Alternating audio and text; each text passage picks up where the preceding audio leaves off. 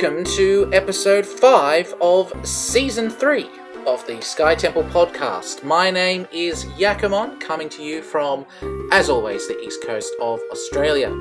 Today, my guest is Cait Sith, who is the lead developer of Explorers of Darkened Sky, a hack that reimagines the Explorers of Sky story as an unsettling tale of psychological, creepy horror.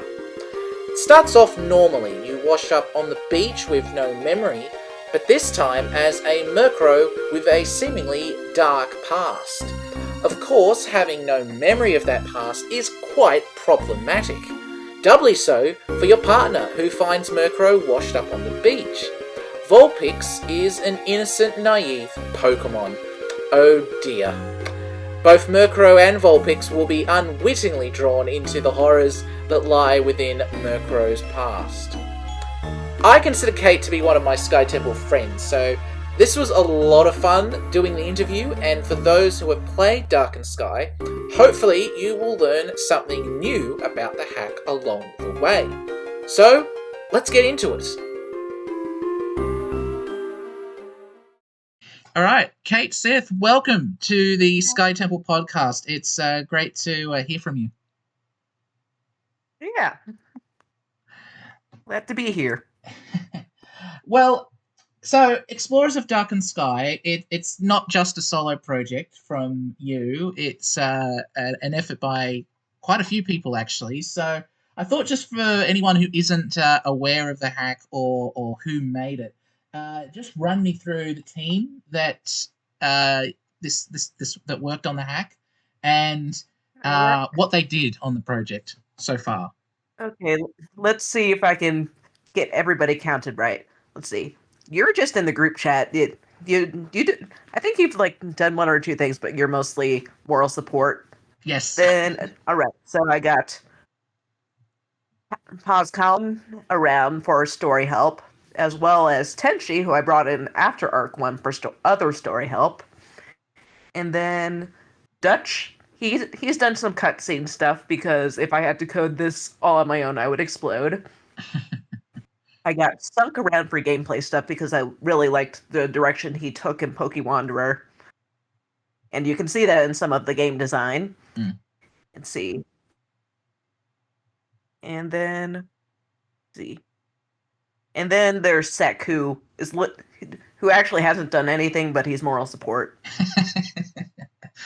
Yes, he is very much moral support, and we were graced very much. I think all the better for it, because we were there in the group chat when he was watching the wonderful French animation known as the Miraculous Adventures of Ladybug and Cat Noir, and just the weirdness about the plots.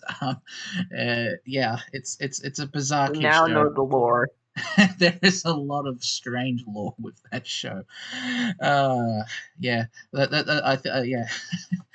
Cool. So a wide variety of people there, and a few interlopers like myself who were just there for the. Well, actually, I should say I actually thought I could help with this hack. And then I realized, wait, no, I'm an adult with a real-life job that goes from 9 to 5, plus I've still got Darkrai's Revenge to do. I have no time for this. So, well, I mean, maybe I could help for the future acts, because I've finally played through it, and I really like what there is so far. Nice. And I'm not even a horror person, so that's a tick from that. You get the seal of approval there.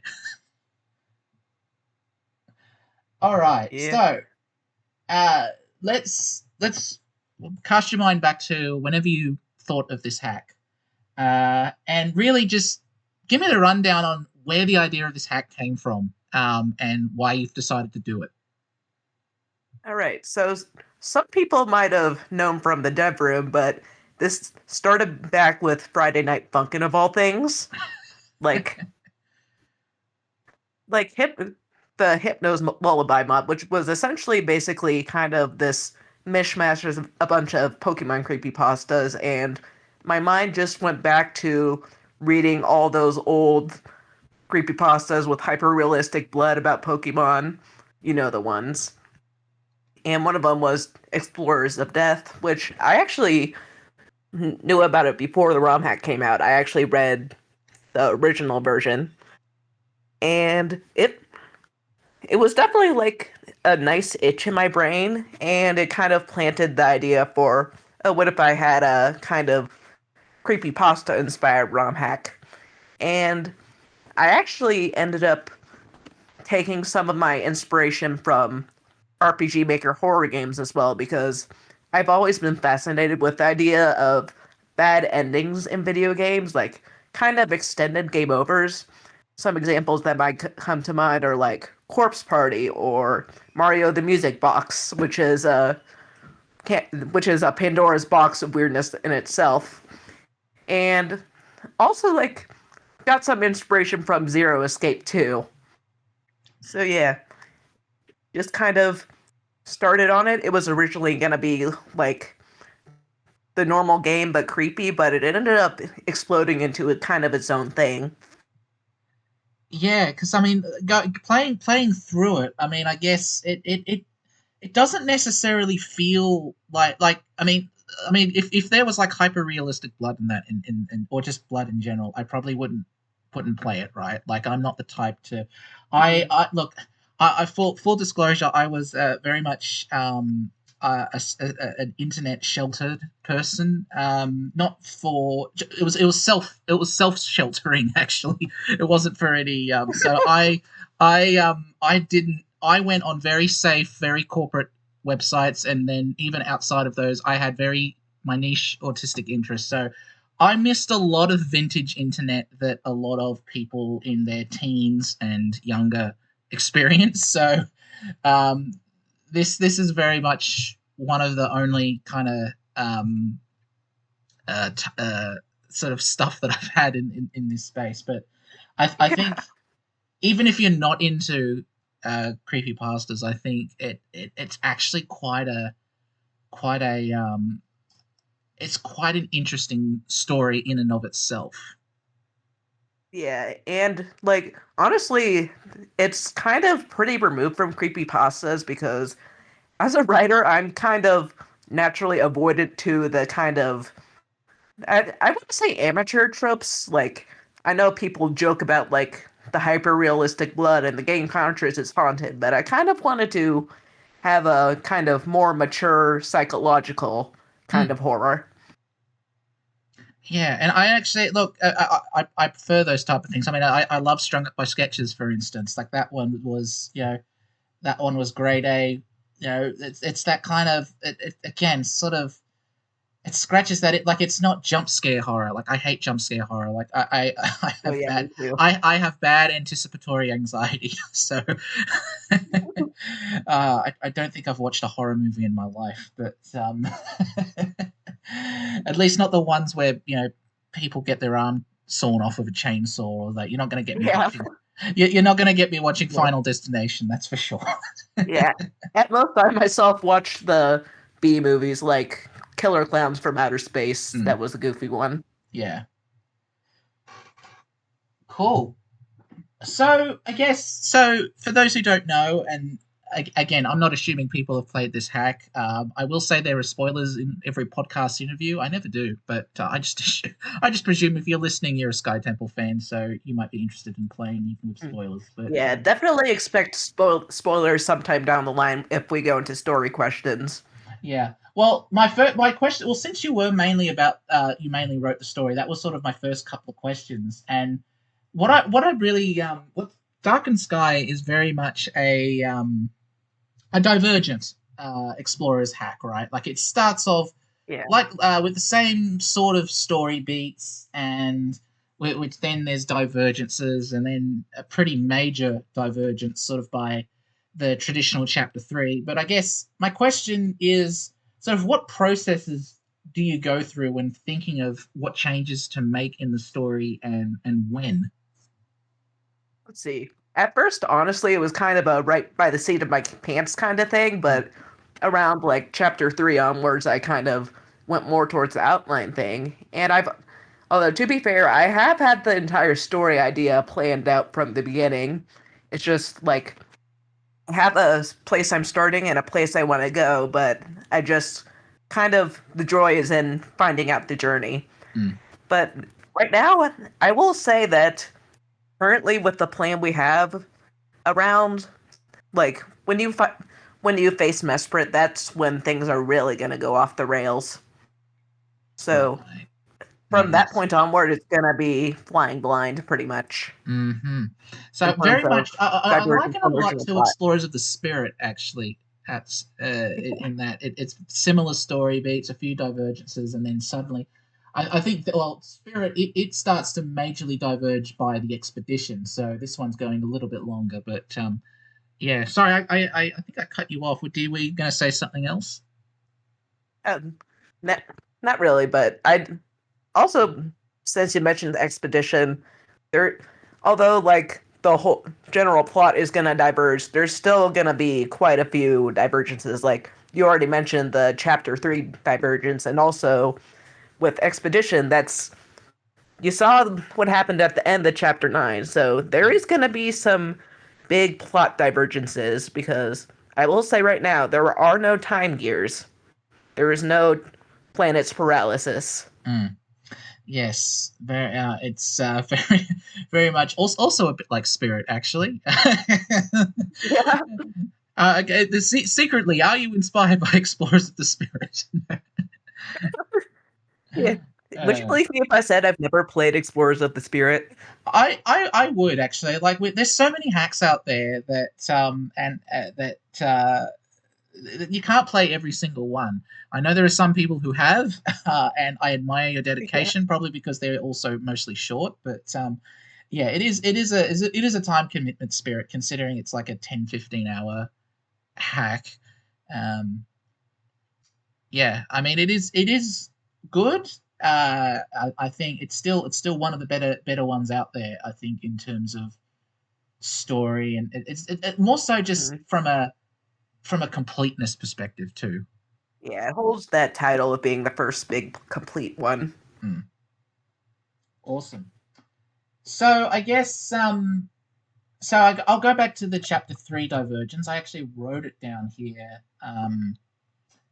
as a plot point. So I guess why sort of uh, I didn't have actually a proper question written down, but I guess what was your thinking when you were thinking, right, this is the point where stuff is really going to go, you're really going to hook the player in, right? Because I think up until that point, there's like a few little nuggets thrown here and there, but I guess why did you decide on chapter 3 to be sort of the first big set piece of the hack?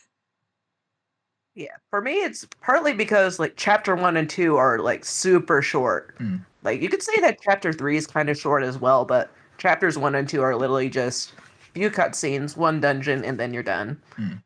Whereas for chapter 3, you have a bit of also the plot actually starts to kind of kick in general because this is the first time the player is faced with an outlaw and has to go off to a hero's journey, call to action, all that. And it also because like this was drowsy, so I had a very good opportunity to put in a kind of hook to plunge the player into, yes, this is what this hack is going to be. It's not just Explorers of Sky, but slightly edgier. There is actually some plot going on. And also, the other funnier reason is just Chapter 4 is cringe, so I wanted to make a new Chapter 4. Yes, I do it well. I mean, look, I mean, right up until, I mean, you could argue that Vanilla Sky, Yeah. or Vanilla Explorers, it's the first 4 chapters are tutorial chapters, right? Like Hmm. you really like pretty much the game mechanics. Yeah, chapter 1 is literally the start of the game. Chapter 2 Hmm. introduces fetch quests. Chapter 3 introduce outlaw fights, and then chapter 4 introduces sentry duty, which is something. It's Yeah. just funny. Sentry duty, they do the tutorial, and yet you don't. you can't choose freely to do that until post game, which I find quite funny. Yeah, like, yeah, just have this minigame, okay, bye. And I guess it also kind of doubles as having you get used to the gameplay loop of taking missions and going into dungeons, but really, with, if you're playing Explorers of Sky story hack, then you've probably played Explorers of Sky already. You know this. Mm. Indeed, yes, and I guess I mean I have heard of people that go into playing Explorers for the first time, playing something like a Skies or an Alpha Hmm. or Heaven and Hell, and that being their first experience, which I find quite you do Yeah, you. yeah. Well, for gameplay hacks, I understand because usually you go into that expecting some kind of gameplay enhancement, and that's it. Yeah, fair enough. Sometimes I realize how sometimes I just have accidental hot takes or oblivious questions. It's my intelligence is better than this, I promise you. Uh, okay, cool. Yeah, so yeah, and that was sort of why I asked about chapter 3 too, because up until that point, it is kind of like Explorers of Sky but edgy, which again is also what Spirit is. Um, it's uh, it's um it's uh, yeah. So I can't stop making comparisons. Uh, The uh, curse. the curse of Spirit. Um, okay, so I guess I had this question half written because I actually had it in my head twice, and then as when I go to write it down, I've forgotten what it is. So hopefully this is kind of. I mean, I think you've touched on this already, but I guess how do you balance the creepy factor with not putting people off and I guess piquing their curiosity along the way. I mean, I guess you've talked about how it is more of a psychological hack, but I guess Yeah. yeah, like how do you get that balance? Like, how do you think? Uh, any processes? I don't know. I think for me, it's just that I like to hold back when it comes to that kind of thing. Like, I like putting little subtle secrets in dialogue, and also your choices actually do kind of affect the dialogue a little bit in some instances. Mm, And I just kind of like it's. I have a tone I want to set, but I don't want to say, like, throw you into, like, corpses and stuff and death and gloom. I kind of want to kind of ramp up the intensity as you go through the chapters. Like, mm. in chapter one, like, Coughing and Zubat have some kind of line about why are you risking your life for this thing, and if you do lose to them, you actually do die to them. So that kind of gives a little tone. Like, admittedly, it is kind of edgy, but also it kind of sets the tone that, hey, this is a bit of a harsher world than normal Explorers of Sky without, say, having a serial killer or something. Yeah, and you can be a right jerk to Vulpix if you want Yeah. to, which I'm too nice of a person. I think I only chose the jerk option once because it made sense, but I'm too nice of a guy to Yeah. Yeah, and you can be pretty jerk to Bullpix, and she will bring it up at points. mm. Yes, by the way, I haven't forgotten to ask you about Murkrow and Vulpix and the choices behind that, but that is an audience question, and I have been known to accidentally ask audience questions in the first section. I mean, I might as well answer it now since you brought it up, and it's a thing I do want to mention. Fair enough. So yeah, so this well, not only myself but Roku Zero also asked that about what compelled you to choose Murkrow and Vulpix. All right, so for Vulpix, I will say that part of that is spoilers, but also because, like, Vulpix, I have a plush of her right now with me. Not only do I like Vulpix, but also, like, there's a lot of good potential with kind of spooky potential with the Kitsune whole thing. Definitely very plot important. As for Murkrow, I actually went through a few different ideas when choosing him. Like, I thought about Nickit, I thought about Poochyena. What I mainly wanted was a dark type that the protagonist would consider kind of a weak mon, like, kind of look down upon them. And the hilarious part is, when Darkened Sky released, Gen 9 came around, and Tailwind Murkrow with Prankster was a monster in BGC, and it was hilarious. I don't follow BGC, so I'll take your word for it. Yeah. Basically, he committed war crimes. You can't go wrong with some war crimes, can you? we need more war. No, we don't. I was going to say something really bad then. All right. Oh, cool. Roku Zero actually did ask 2 questions. I know I say 1 question per, but I mean, I'm kind of loose with that. So they do have one other. It was pretty much 1 question anyway, since you asked it. Fair enough. Yes. All right. Cool. Anyway, let's move on. Yes. Okay, you're wrapping me up now, are you? Oh no, it's all in good fun. My interview now. Yes, it's oh god, no. This is why I'm not going to interview Okami. Okami, if you finish Lonely Roads, I will interview you. But it's been a while since you posted an update, so no hack, no interview. All right.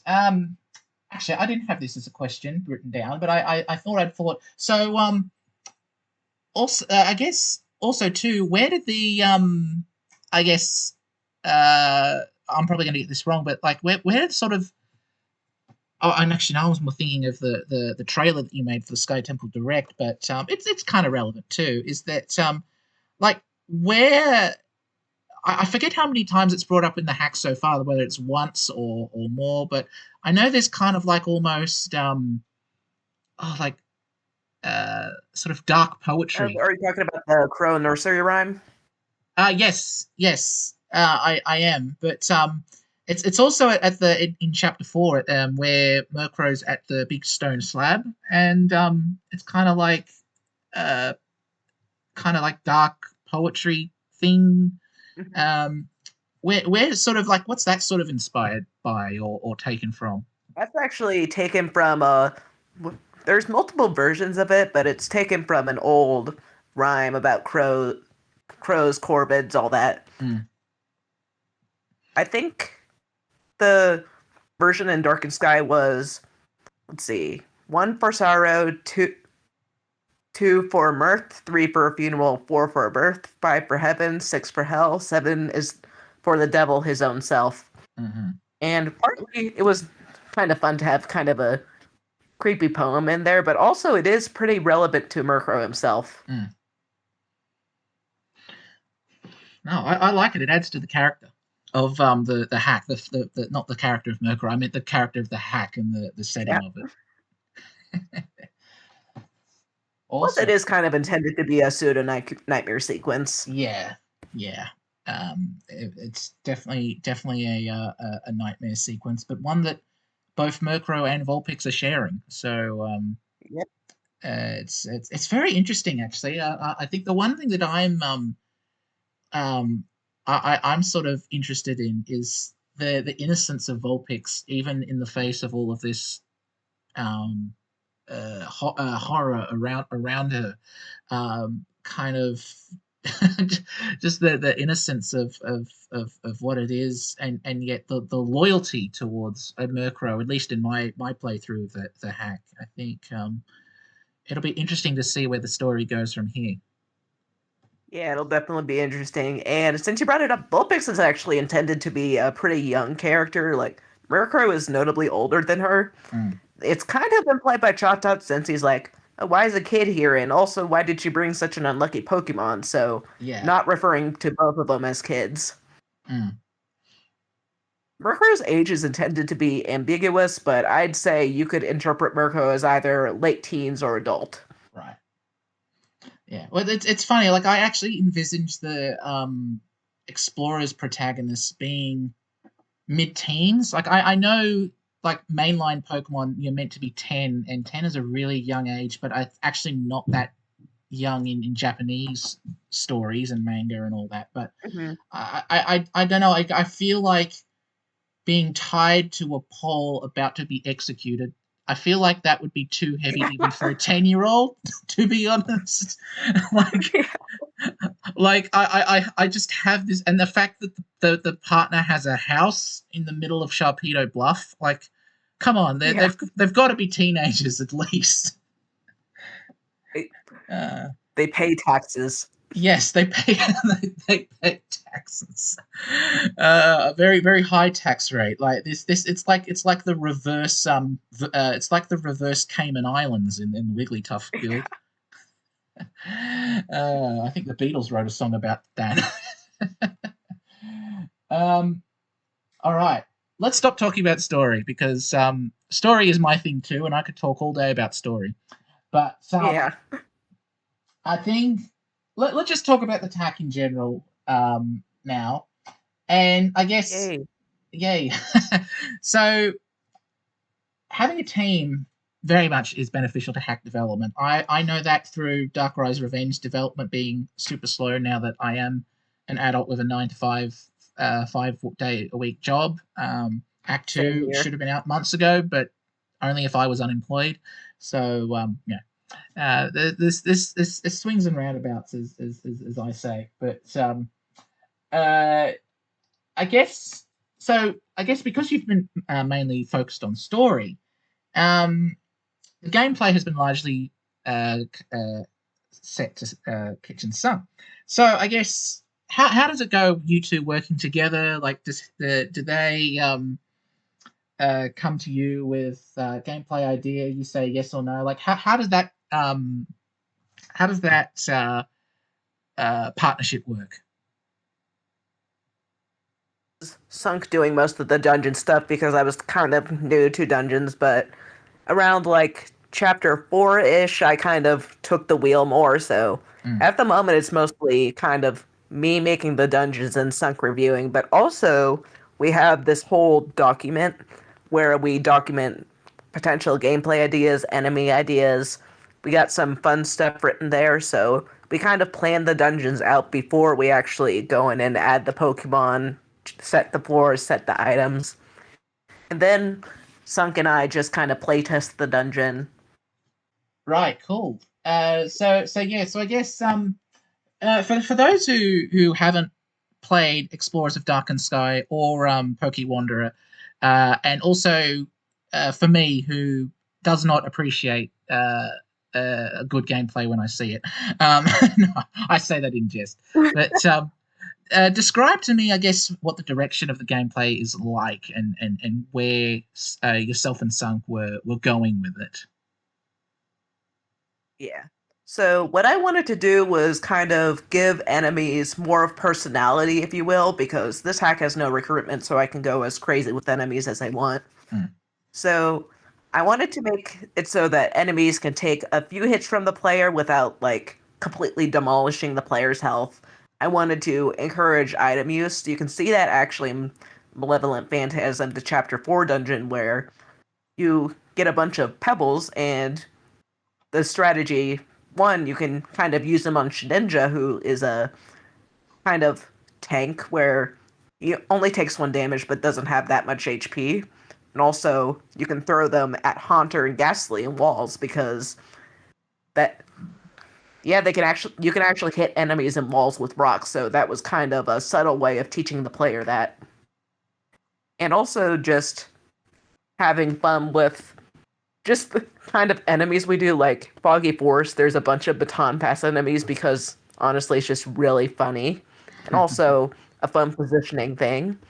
And then there's the infamous Teeter Dance Hitmontop in Mount Bristle, which confuses literally everyone except itself, which there's a nice curveball as well, just kind of making you rethink how enemies work and how to approach them. Indeed, and also my I played a version that was still a little rough around the edges, and I will forever be traumatized by the it's a non-story dungeon, but level reset C dot. No, the level reset Pichu. Oh right, that was that. Thankfully, that's fixed now, so he's not as much as a scary baby. Yes, this technically makes 4 times that I've had to nerf Pichu. In general, because I had to nerf Drenched Bluff Pichu a few times. Yeah. On a side note, we actually have an enemy type in our document literally called Scary Baby. And we've given that name to, I think, Pichu, Elekid, and Magby. Yes, I can. Those 3 are some scary babies. Even just in general, Pokemon, you do not want to mess with. It's funny. I actually don't picture Elekid or Magby as baby Pokemon. They look fierce as just general first evolutions. Yeah. And also, speaking of evolutions, another part of the enemy design is having 3 evolutions in prior floors and evolutions in more floors.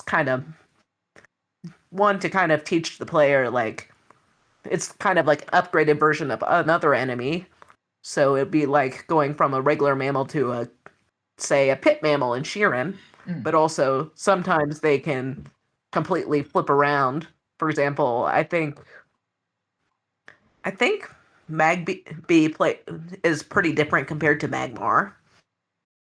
So you mentioned a dungeon, Foggy Forest, having a lot of characters with Baton Pass in it, and when you get to the end of the hack demo so far, you get to the developer room, which has all the different people that contributed to the hack. Myself included, although you can't talk to me because I'm too busy promoting Darkrai's Revenge. I promise you, Act 2 is coming soon. It's just been a very slow journey, but I am committed to finishing it anyway. Sunk's doppelganger, which is a especially a special paladin Surskit, talks about a Baton Pass dungeon, lots of quirky things and everything, and challenges you to a Baton Pass dungeon called Baton Quest 2. It's 8 floors, and as a gimmick dungeon, it's great. And each floor is slightly different, a slightly different challenge, and so really, just talk to me about that. Where did that come from? Because I haven't been really I don't pay attention to it. Sometimes I wake up to the group chat and I discovered the Discord ping limit because of the group chat. How high the number goes. The dungeon is so cursed that it cut out my audio for a second. It is made off 15 minutes of rigorous testing. And also you can see it for a half second in the SkyTemple Direct trailer with Guillotine Swift Swim Goribus. Yes, and yeah. So how did that just become because of the fact that you and Sunk were working on the Foggy Forest dungeon, and Sunk was like, you know what, we need a dungeon with more Baton Pass. Yeah, it actually came before the whole Foggy Forest thing, so it was like the magnum opus of dungeons. So Foggy Forest has some Baton Pass, but Baton Quest 2 is straight up a shit post and it's beautiful. It is. It is actually really really good. I almost feel like you should separate that and just make that. I don't know if it'll get approved by the SkyTemple. I mean, I assume any hack works. I mean, it's I mean, you and I are both technically able to approve it. We can just do this tick of approval. This is great. Yeah, there's no corruption here. We could have a whole. We could have a 99 floor Baton Quest. It'll be Baton Quest 5. Yes, yes. Coming soon to a Discord server near you. Now, anything else you wanted to talk about the gameplay before I move on to, I think, my final couple of questions? All right. My final mention of gameplay, it's a lot easier to balance than other hacks because I only have 2 options for starters. We got Mirko and Bullpix, and that's it. All right. Oh, and also, boss fights are fun. Enjoy the, 5 boss fights we have in the hack so far. Yes, I mean, this is the thing, right? Like, you have the boss fight tutorial, and this is another thing that with vanilla Explorers is that they give you a tutorial of a boss fight in Chapter 3, and then you don't do another boss fight until you get to Groudon almost halfway into the hack. It's kind of strange. The one thing I realize now is the pacing is all over the place with Explorers. As a kid, it didn't matter. I was just absorbed in the world, but the pacing is just weird. Very funny. So it was nice to have a boss fight in Chapter 6. It was a fun boss concept too, basically. Boss that couldn't move. All right. So, before the interview, I shared with you an extra question, folks, that I asked Argonian in the last episode, because Cait and Argonian, you also worked before Darkened Sky was published. There was Hack Jam 5, if I got the number right. We've had a few. It was 6 for Arc of Reverie, Crystalline Cradle. Yes. So part of that hack was a hack which you were talking about quite a lot in the Discord server. Was the Sudoku puzzle. Yeah. I feel like anytime somebody was playing that hack in the hack jam, you were like, good luck with the Sudoku. I asked... Mainly because, like Sudoku was, it was funny at first, but it got even funnier to me when I actually saw people playing it on stream and actually struggling. And also people just solving it live on stream. It was just strangely hilarious to me. It was great, and I actually I will play it for the listeners now, and we'll have this strategic pause in our recording. The first mention of a Sudoku was actually by Deshura. Oh, yeah. Okay. Yeah, I guess, yeah. So, I thought it was Cait's idea. Yeah, I thought too. I remembered wrong. But I think Deshura came up with it, and then Cait and I kind of worked out how to implement it, how many how many spaces should be missing, how big the Sudoku would be, because originally it was like a 4x4 thing, but in the end we did go by a 9x9 if I it went 9x9 wrong. Yeah, and the implementation in itself is kind of basic. I mean, the Sudoku itself, is a set grid, with a set amount of numbers missing. The code for the Sudoku is randomly generated every time you boot up a new game. It just uses switch random to just decide the code. That is also which is the code you can just read at the console in one of the rooms. The touchscreen part was, of course, I wrote that thing, and also did the touch field background. But there wasn't much of a discussion about if we should implement it, and more of a how we should implement it. And the fact that I at first didn't get how exactly Cait meant to do that stuff. But in the end, we did work it out, and I think it turned out quite good. And Yes, also the reason there is a skip button or like a skip combination in these Sudoku is because I genuinely suck ass at Sudoku, and I just wanted to have something to skip because I know I'm not the only one who sucks at Sudokus. well, I mean, So that is the reason it's there. Yeah, well, I mean that was the sort of the fact that Cait kept on talking about the Sudoku and it's almost like she was rubbing her hands together with glee every time somebody played Reverie's Crystalline, that someone would be able to enjoy Sudoku. I think I just had to ask about it because it's like that was probably the part of that hack that was highlighted the most. I think I was like I was able to get it actually. I didn't. I think I got it.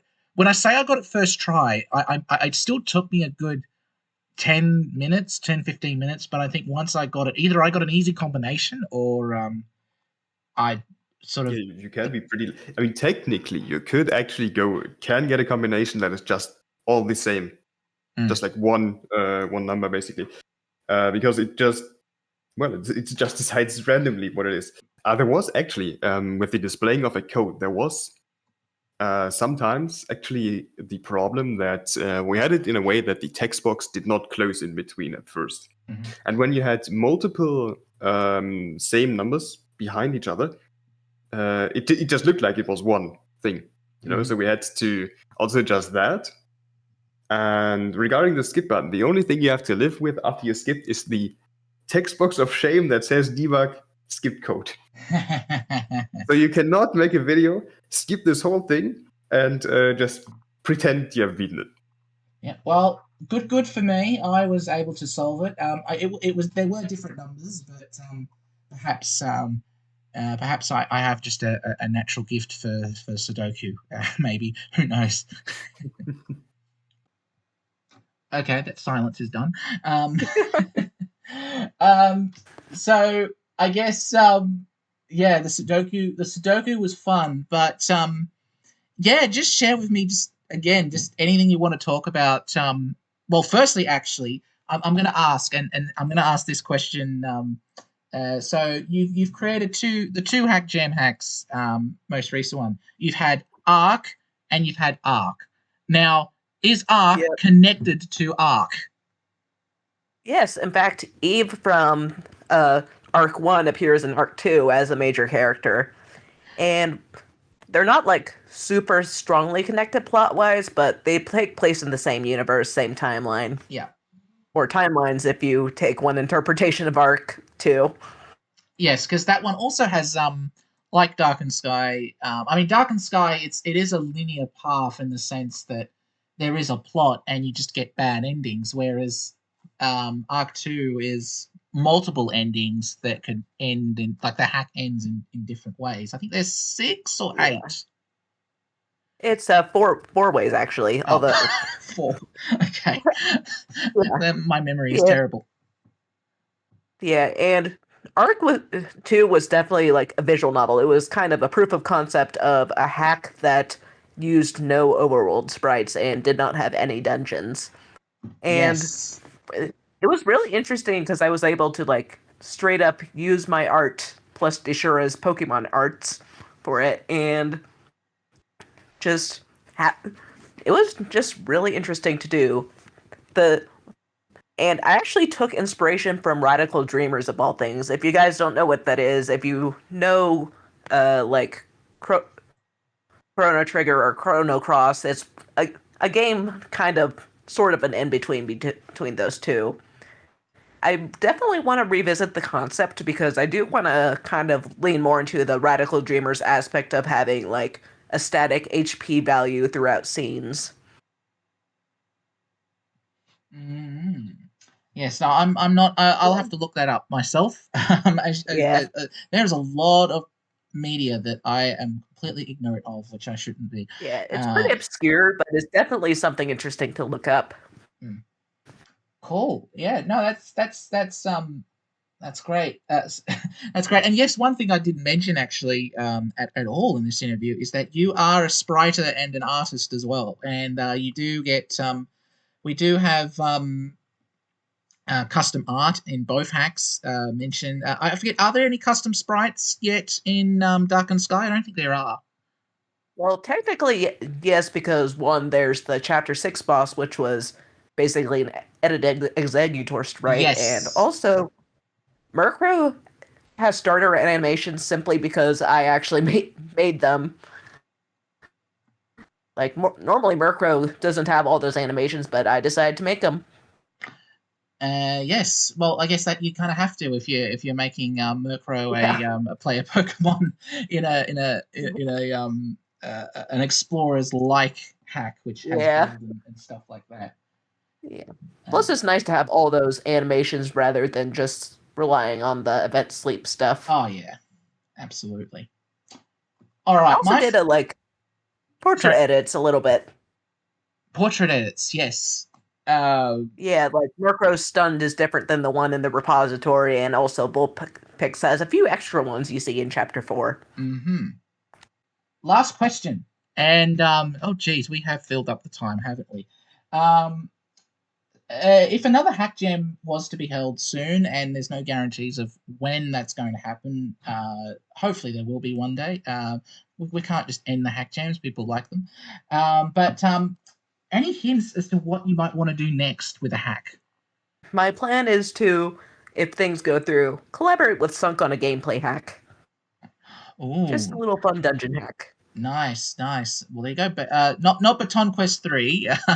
Might not fit the theme, whatever that is. But a gameplay hack would be good actually. I think because there's still. I think what's good now is that there are more and more gameplay hacks that are actually. Because I mean, we had the early ones, right? Heaven and Hell and Skies, which got sort of algorithm boosted in a way. But then we've got Alpha still in the pipeline, 3.0 coming soon, and then I think I've also seen this Windchild making Explorers of Fortune. So I mean, more gameplay and hacks. Also EOS Odyssey from our bird friend. But yeah, what we have planned is kind of something akin to Fortune's Fault, although not quite as technical as that. Well, that's the end of my questions, and that means that coming up is the audience questions, which is going to be great. I'll do my traditional sort of musical interlude. I do it for no reason than just to provide a break for the listener. Maybe I could do an ad read or something, talk about Spinder's wonderful gummies or something like that.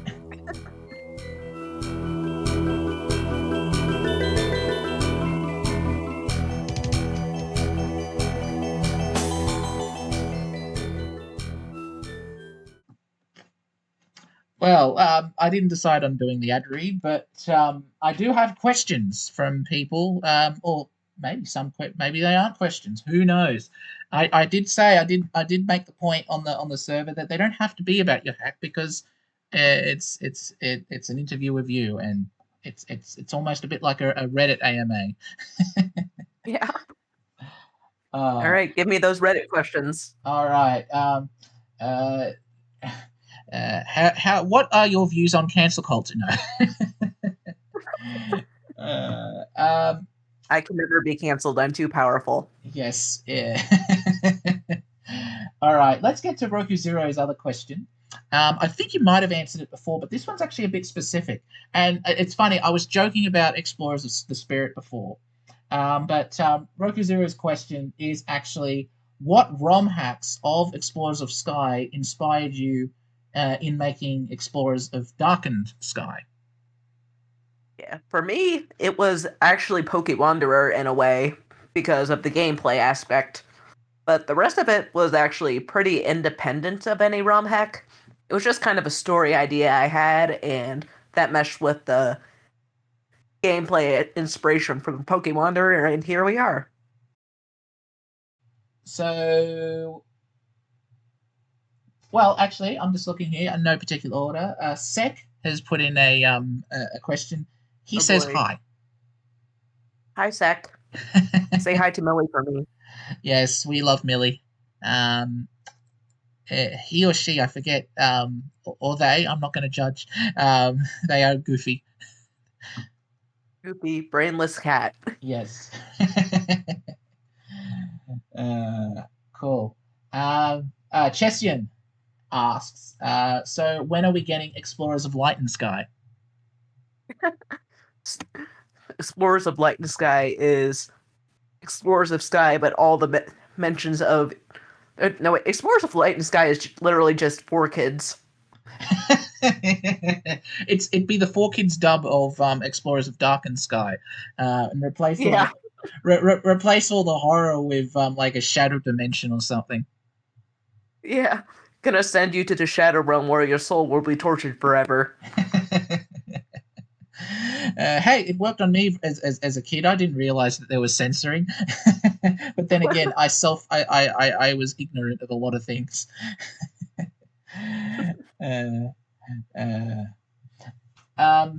Actually, I do remember there was a kids magazine once that I used to read where they were talking about Dragon Ball Z dubs. I wasn't into Dragon Ball Z, but they were saying that there was like a scene where a helicopter exploded, and there was just a guy off screen that was saying, "I could see their parachutes, they're okay," but in Japan they actually died.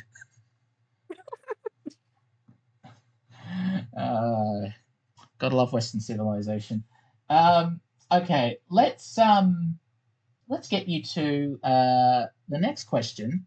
So Espic asks, I just want to make sure that they were lined up correctly. That's why I was hesitating. Curse you, Google Forms. Espic asks, why did you choose? Now, I didn't. For context, there is a team in the expedition part where it's made up of an Absol, Typhlosion, and Venomoth. I forget. Do they have a team name? Yeah, they're Team Flashpoint. Team Flashpoint. Thank you. Why did you choose Typhlosion and Venomoth for Absol's teammates? Also, their names spell out ATV, and I thought that was funny.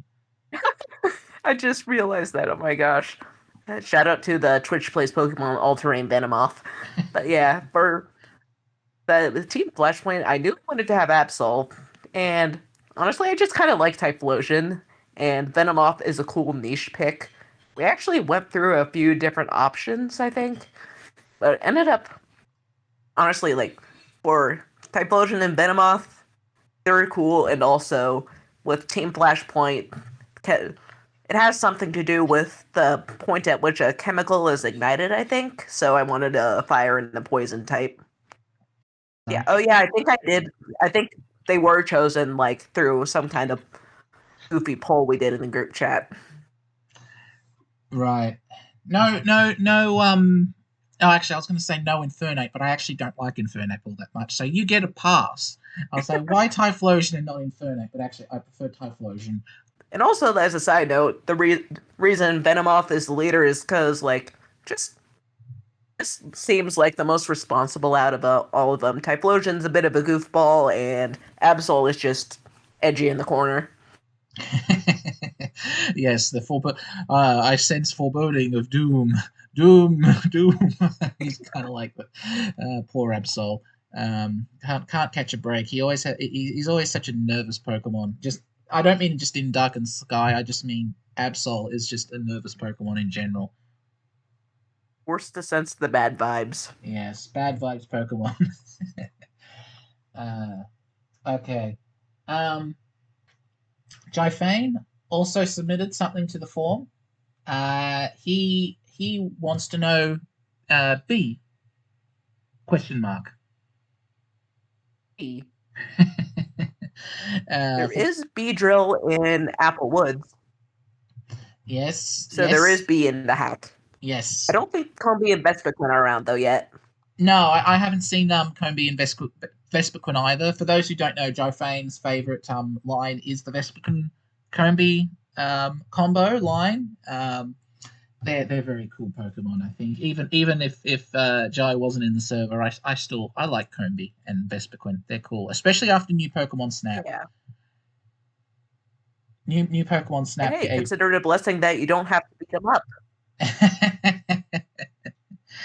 Indeed. No, I wouldn't want any bee stings.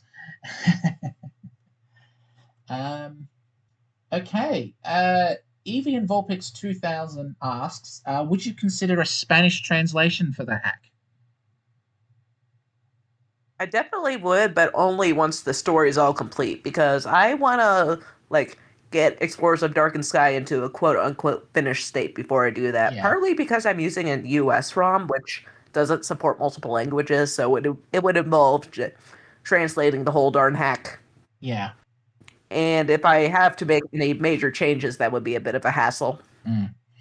Yes, I guess it's look, if there was if it's not like there's some kind of system at the moment where you can just take like the script and populate everything you want to change, and then boom, one click, it all changes.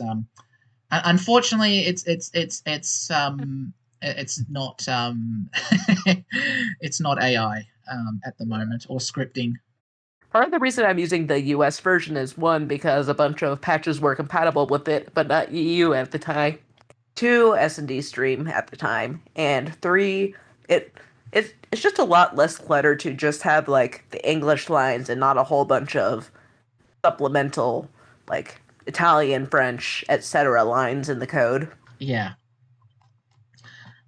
As a side thing, actually, well, one thing I actually do want to do is get my hands on the Japanese text and just try and I mean, it's going to be a little bit hard, I think, because like I think a lot of people have put Japanese video game lines into stuff like Google Translate and all that, so you get the what it was translated as and not the literal translation, because there's just a few different parts where it's kind of like they're not really even that story important, but sort of just little like lines that or moments where I was like, I feel like this was funnier in Japanese than it was in English, and they just didn't know how to translate it. Fun fact about that, there is actually a joke that flies over English speakers' heads. You know how Corfish always goes, hey, hey?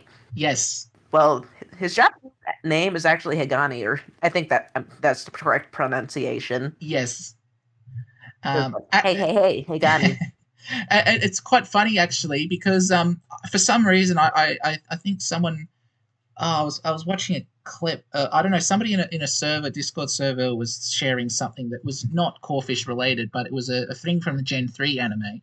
It must have been involving Grovyle or Sceptile, or it was one of Ash's Pokemon anyway.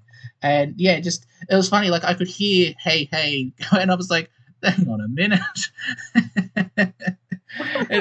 I felt like I was in Explorers of Time, not Gen 3 Pokemon anime. But the one overall translation's really interesting, and it's also very hard. Definitely do not underestimate translators. They are stronger than any person. Yes, and we actually have on the mod team, and shout out to Nicola P on the SkyTemple server, maker of blog, great hack. They are actually a professional translator that actually translates stuff for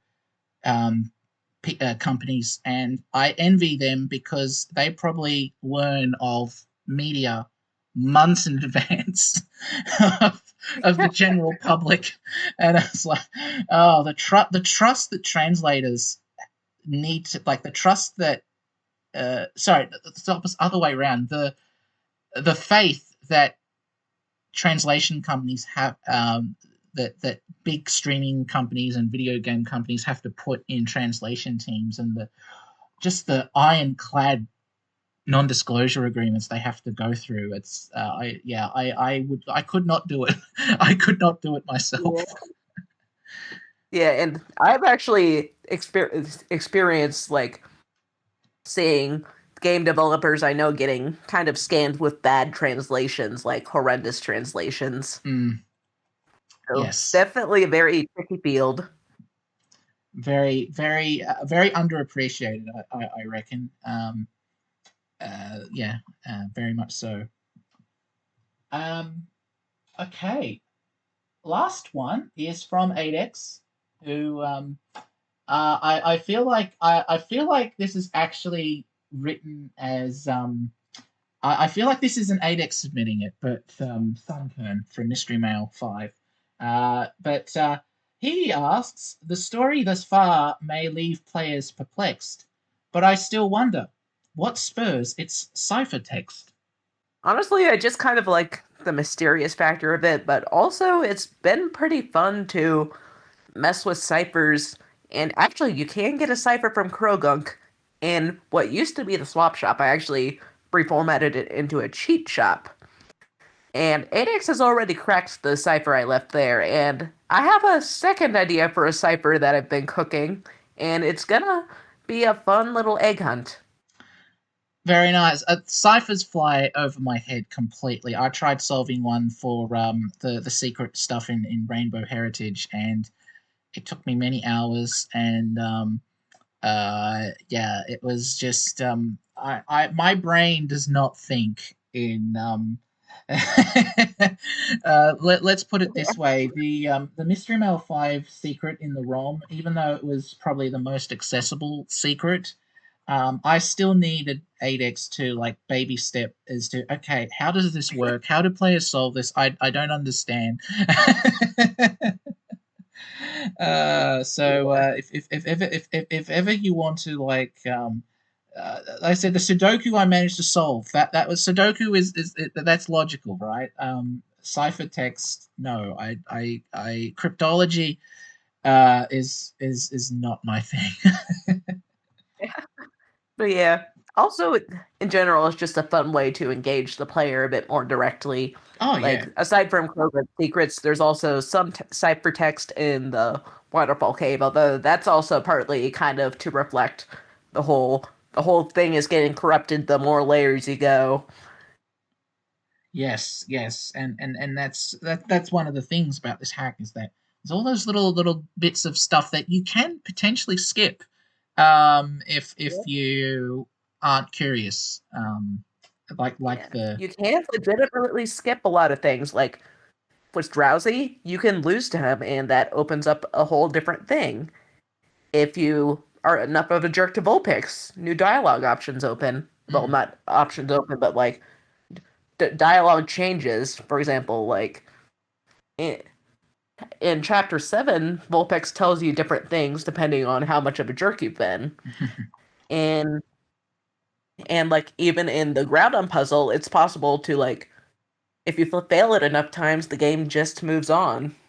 the game just moves on. Yeah, although not without consequences. Yeah, yeah. I mean, I mean, look, I think we can all conclude that you are secretly making PMD Undertale with all of these branching nuggets. Honestly, it pretty much is like this weird combination of RPG market horror games and Undertale. Yeah, and you actually do recommend too not to use save states and stuff like that. So Yeah, like if you want to like have an earlier save state to kind of keep the save states if you keep like if you want to make a save state before branch so that you can go back to it later, that's perfectly great. It's just that mainly I don't recommend it is because some things you can actually miss if say let's say you lose a boss fight and decide to just reload the state. You might miss something that comes after losing the boss fight. yeah. And it's that. And honestly, and part of it is foreshadowing for some bits of the plot. So keep an Mm. eye out. Keep an eye out. Indeed, it's a great hack. I think I've said it already, but I really recommend playing it. If you're a little bit squeamish, it's pretty tame. I would say like it's not Yeah, like like most, from a the most like, I'd say is like that. At most, like there is one optional death scene that it's not too graphic, but it does have some slightly disturbing imagery. But overall, if you're hesitant about the hack at all, just know that there is a full list of warnings in the README because this hack does get into some heavy subject matter, yeah. both in Arc 1 and down the line. Mm. All right. Well, that is the end of the audience questions. So I guess any final things you wanted to say before I close the interview? see. I guess thank you all for just kind of going along on this hack, and if you're curious at all, I highly suggest giving it a try. And definitely share your thoughts with me, because I am very interested to hear about what you think of the story and how it's going to go so far. Yes, and I think at the moment it's any and all theories are on the table. It's